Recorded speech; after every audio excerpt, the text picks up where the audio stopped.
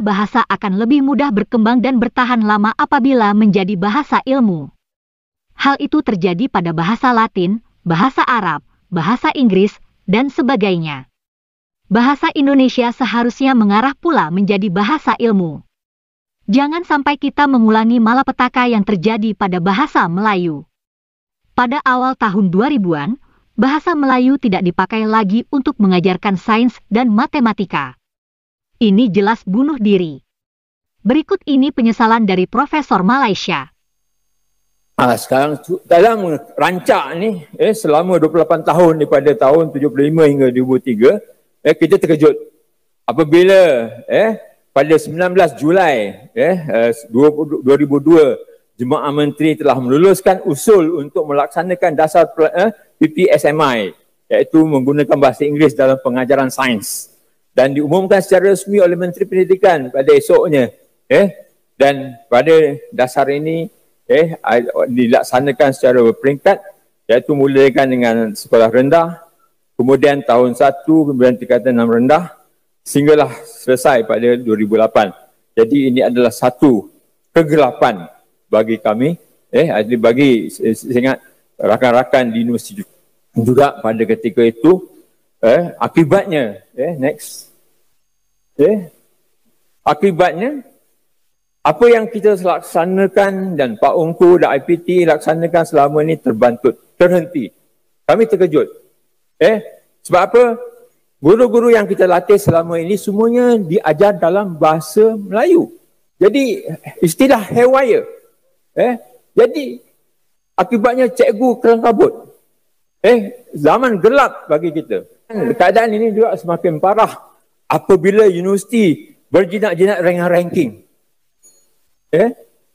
Yang menitik beratkan penggunaan bahasa Inggeris. Dah obses pula dengan ranking, jadi bahasa Melayu hilang.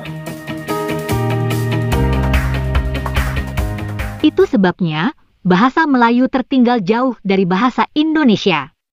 Selanjutnya, kakak cantik yang membahasnya. Hai teman-teman, jumpa lagi. Semoga tetap sehat dan semangat. Kali ini kita akan membahas mengenai bahasa Melayu. Ada video lama mengenai hal ini, tapi video ini justru memperlihatkan betapa sudah lama bahasa Melayu terpinggirkan di Malaysia. Yuk langsung kita tonton aja ya. Dalam zaman moden, apabila kebangkitan semangat kebangsaan muncul untuk memerdekakan, membebaskan negara kita, bukan saja Malaysia, bahkan Indonesia juga. Di Indonesia diadakan Sumpah Pemuda 1948 yang mengangkat bahasa Melayu sebagai bahasa nasional. Di Malaysia, perjuangan atau kebangkitan nasionalisme, seperti juga istilahkan oleh William Roth, itu muncul istilah linguistic nationalism, iaitu nasionalisme yang berteraskan linguistik ataupun bahasa. Bukan semata-mata perjuangan membebaskan negara dalam soal politik dan ekonomi, tapi juga dalam soal bahasa, pendidikan dan kebudayaan.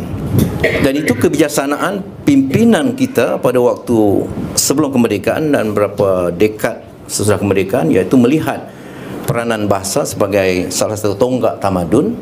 Maka itu almarhum Tun Razak setahun sebelum kemerdekaan 1946 telah pun dengan jelas merakamkan dasar pendidikan kebangsaan, di samping menyeragamkan sistem latihan perguruan, kurikulum, bahan ajar dan peperiksaan.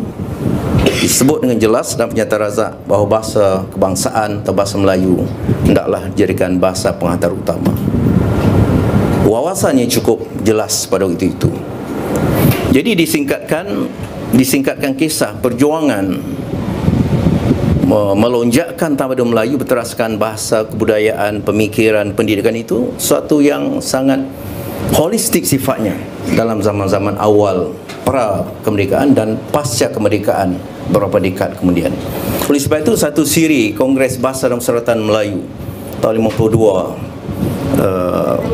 di 54 di Seremban, 56 itu kemuncak Kongres Bahasa dan Perseratan Melayu yang ketiga, yang memunculkan Dewan Bahasa Pustaka, yang memunculkan Institut Bahasa yang sekarang bergelar IPJM Kampus Bahasa, bermula di Bukit Senyum bahawa bahasa Melayu bukan melambangkan etnik Melayu semata-mata kerana apatah lagi setiap warga negara menjadi pemilik bahasa Melayu, yang dengan ringkas yang biasa saya katakan semua pemegang MyKad dan MyKit itulah pemilik bahasa Melayu, bukan hanya orang Melayu. Adakah ini dapat disemaikan pemahaman ini? Kita masih gagal dalam konteks meyakinkan bukan Melayu. Bilang kesalahan itu juga kena orang Melayu. Orang Melayu sendiri kalau bercakap dengan jiran yang bukan Melayu berubah. Kalau tadi Encik Ahmad datang disebut Encik Ahmad, Lim datang terus berubah menjadi Mr. Lim. Itu kecil contoh, tapi itu sudah menunjukkan bagaimana diskriminasi konseptual telah berlaku, diskriminasi pemikiran telah berlaku dalam kalangan orang Melayu sendiri, menganggap rakan atau jiran bukan Melayu itu sebagai non-citizen, sebagai bukan warga negara Malaysia, dilayan dalam bahasa Inggeris atau bahasa asing tanpa sedar. Tapi saya memperhatikan ini dan melihat ada kesan psikologi.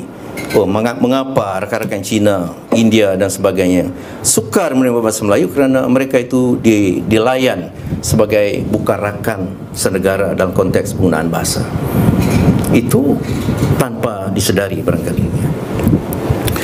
Nah, saya menyingkatkannya saja untuk menunjukkan bahawa upaya kita, kalau kita letakkan diri kita sebagai Sisyphus, tapi kita bukan Sisyphus. Kita bukan melakukan kesalahan. Kita tidak dihukum menolak batu ke puncak bukit, ke puncak gunung. Kita bukan Sisyphus, tetapi gerakan kita itu ala-ala Sisyphus kerana tugas kita dari zaman Sriwijaya, kemudian zaman Kesultanan Melayu, dalam zaman moden, terus menjulang bahasa Melayu dan meletakkannya supaya sampai ke mercu tanda, ke puncak bukit, supaya dengan demikian selesai tugas kita dan dapat kita tumpukan perhatian pada soal penghasilan. Tapi dalam keadaan sekarang ini, kita berbalik-balik. Batu yang kita tolak ke atas sudah hampir sampai ke puncak bukit, sudah sampai melirik di lereng satu lagi, maka datang si dewa menekannya dari atas. Turun lagi batu itu ke bawah.